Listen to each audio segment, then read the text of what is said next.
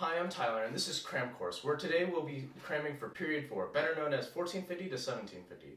And despite your incredible knowledge of slavery and the Columbian Exchange, we'll be discussing anti-white people history such as the New World, the Islamic Gunpowder Empires, East Asia, and Mother Russia.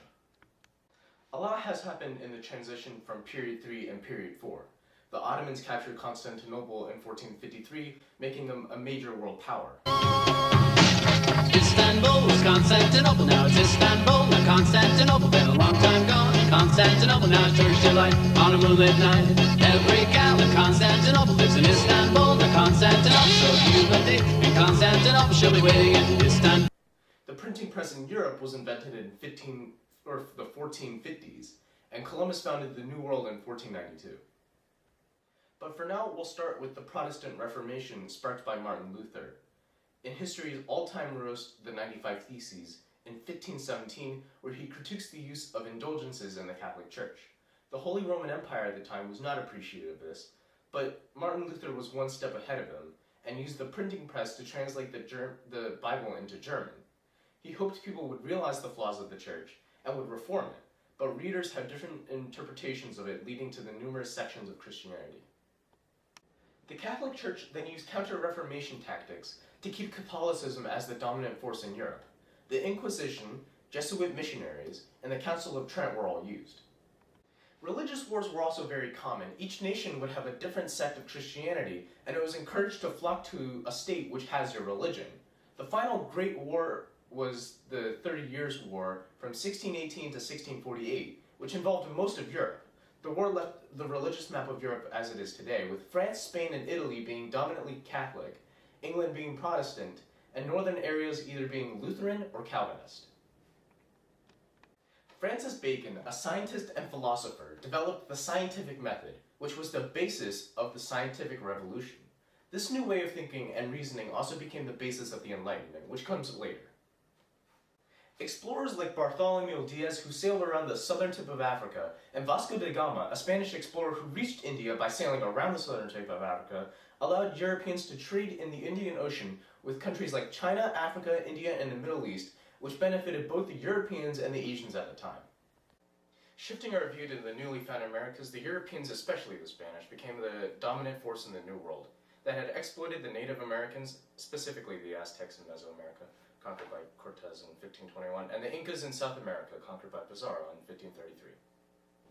These empires had enough gold and silver to run the Spanish economy, and ultimately to more exploration to the demise of the natives.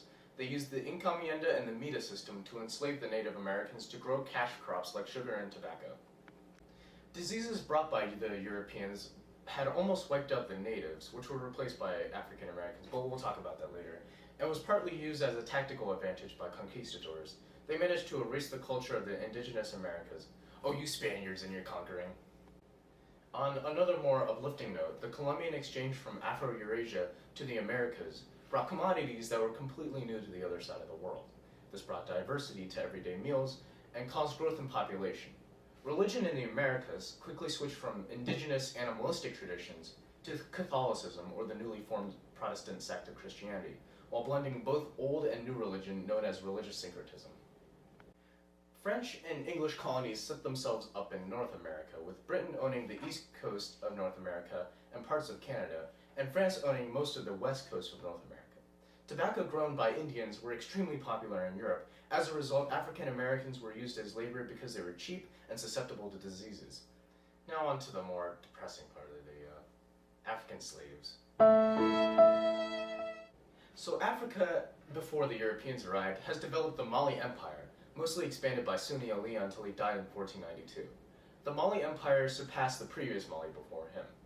The Portuguese reached and traded with Africa for slaves in exchange for firearms and gunpowder, which local rulers dominated other local tribes.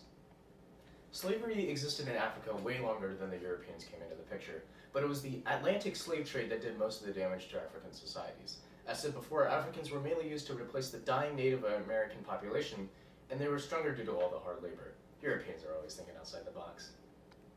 Trade between Europe, the Americas, and Africa were commonly known as the triangular trade, mainly because the trade was shaped in a triangle, go figure. And Europeans would send gunpowder and firepower to Africa, Africa sent slaves to the Americas, and the Americas would send cash crops over to Europe. It's a win-win situation, right? Wrong. Capturing slaves was violent and it impacted the population greatly, as males were outnumbered by females and families were usually separated. And the right there kind of sucked. Here at Cram Course, we managed to get real footage of 16th century slaves. Take a look.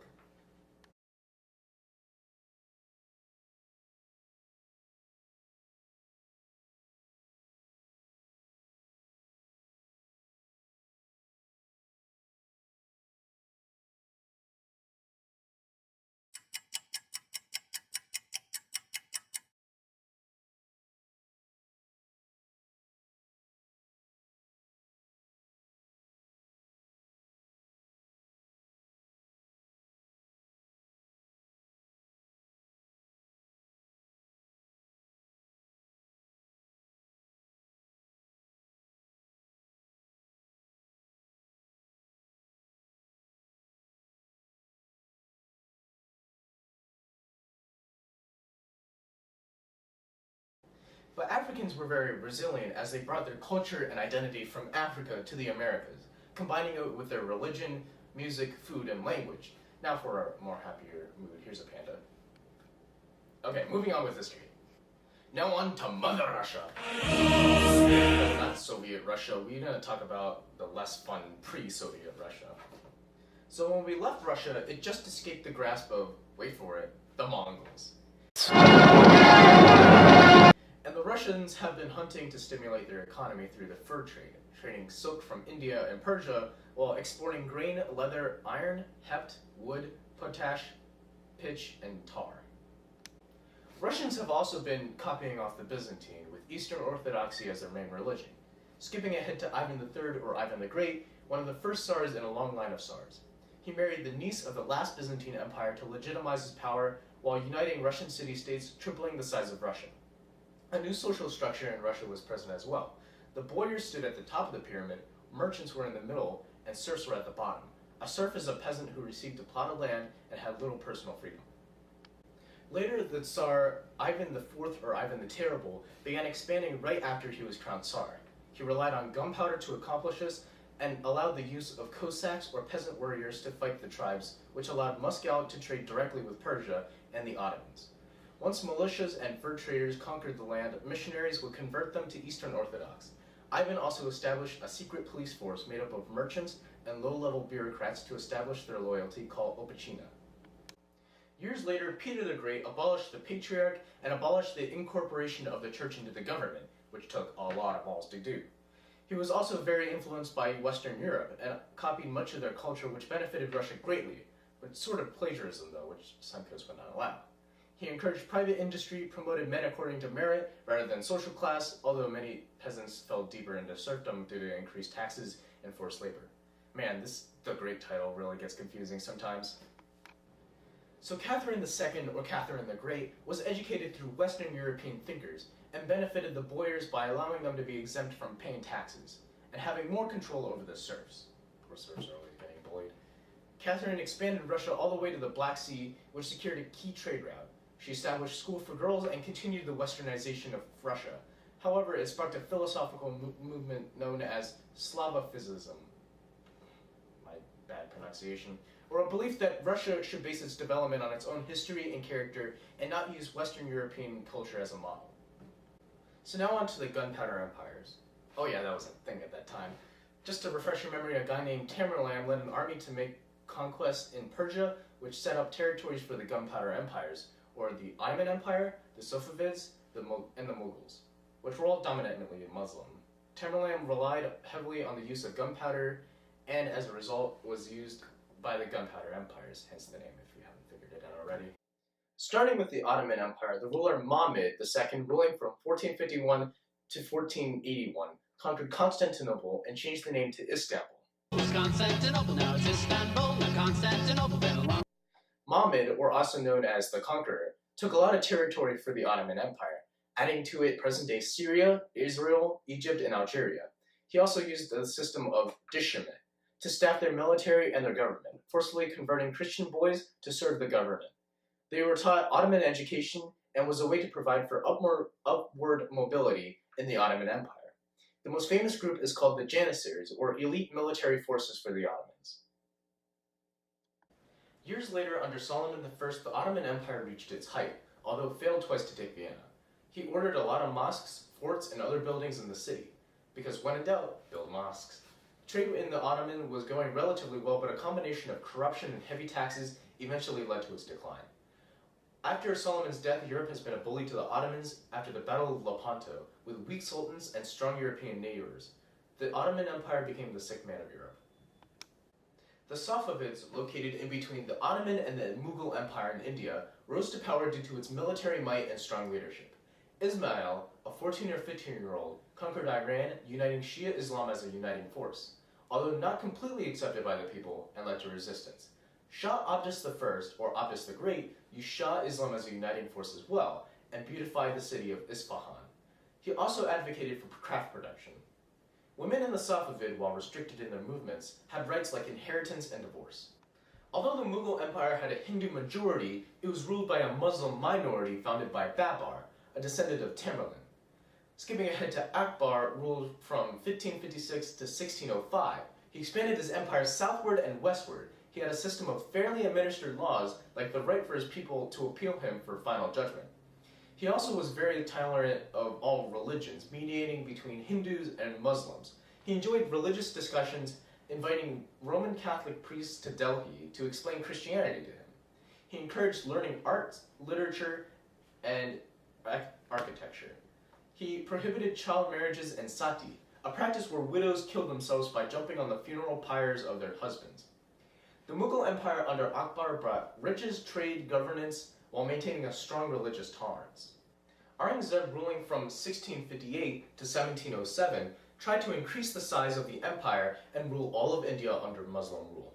He also wanted to get rid of Hinduism in India, which ultimately led to uprisings and the drainage of the empire's treasury, leading to the inability to put down uprisings. The Mughal Empire became increasingly unstable, allowing the British to take over in the 19th century. Cairncross has made a visual representation of Aurangzeb and how resistance against him united different religions. Take a look.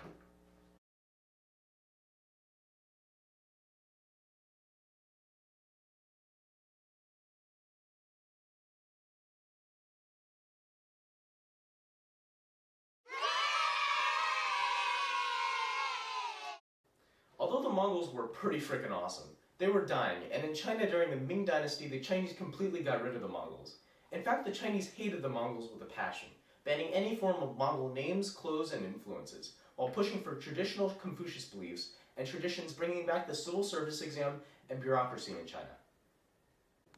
Zheng He in China during the 5th century traveled to Indonesia, Ceylon, coastal areas of the Indian Ocean, Arabia, and Africa, showing off their strength of the Ming Dynasty. The Chinese government loved it, and it opened up new markets for Chinese goods. Some Chinese didn't like these voyages because it was too dangerous to the old traditional beliefs, and it was thought to be too expensive. Eventually, Zheng He's voyages were stopped because of these beliefs by Emperor Yongle. After a peasant revolt, the Manchu overthrew the Ming Dynasty and declared the Qin Dynasty in 1644, as they saw the uprising as an opportunity to seize power. The Manchu were less tolerant than the Mongols, as they obliged men to dress in Manchu style. They maintained bureaucracy in China, keeping the civil service exam. But in time, the Chinese accepted the Manchu as legitimate rulers of China. Emperor Kangxi, ruling from 1661 to 1722, expanded China to Taiwan and Mongolia and Central Asia. He imposed a protectorate over Tibet, a land north of India. Christian missionaries were usually treated with respect during Kangxi's rule, although his successors did not. Kangxi ordered the buildings of schools and authorized the Kangxi Dictionary, the standard Chinese dictionary throughout the 18th and 19th century, with about 42,000 Chinese characters.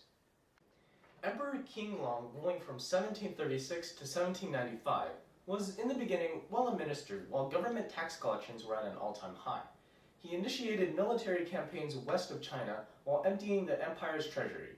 He sold trading privileges to European powers, which eventually led to European dominance over China. The Qin Dynasty allowed China to sell tea, silk, and porcelain to Europe and India while importing silver. Confucius conservatism was embraced during the Qin Dynasty and helped maintain social stability. Women were treated with lower status, and foot binding, the practice of binding women's feet to confer social status, continued into the Qin Dynasty. Working our way east to Japan, land-holding aristocrats or daimyos were dominant in Japan after the disunity of the shoguns from the 12th and 15th century. One of those daimyos was Oda Nobunaga, who extended his power through the use of gunpowder and unified about one-third of Japan today. His successor, Toyotomi Hideyoshi, expanded more of the territory until he conquered about all of modern-day Japan. After his death, the power shifted to the daimyo Tokugawa, who declared himself shogun in 1603. The Tokugawa government controlled and governed Japan and centralized the control into pretty much the feudal system. Japan was divided into 250 territories, each owned by a daimyo, but the government kept them in check. The samurai class became less important as there was no need to fight any wars, and as a result became ronins, or samurais with no masters. Even though they were stripped of their job and duty, they were still near the top of the social pyramid. Much like the untouchables in India, Japan had the Itas, who were at the bottom of the social pyramid. Japanese art and literature, as well as its economy, flourished during the Tokugawa shogunate, such as refining the Chinese method of making woodblock prints, daimyos sparing no expense to construct and decorate their residences, and creating those god-awful haikus. Right, so on to Korea. So Korea has been very isolated from the rest of the world, although continued to be influenced by China. With the help of the Ming, they were able to fight the Japanese in 1592, and after years of fighting, it weakened Korea's military, enabling the Manchu to take over in the 1630s, and remained under the Qin dynasty. Those backstabbing Chinese. Here at Cram Course World History, we're dedicated to your learning about the world around you, its history, and its significance. Videos like these take a lot of time, and I'd like to thank the cast on Cram Course for their hard work and dedication. And don't forget to be awesome.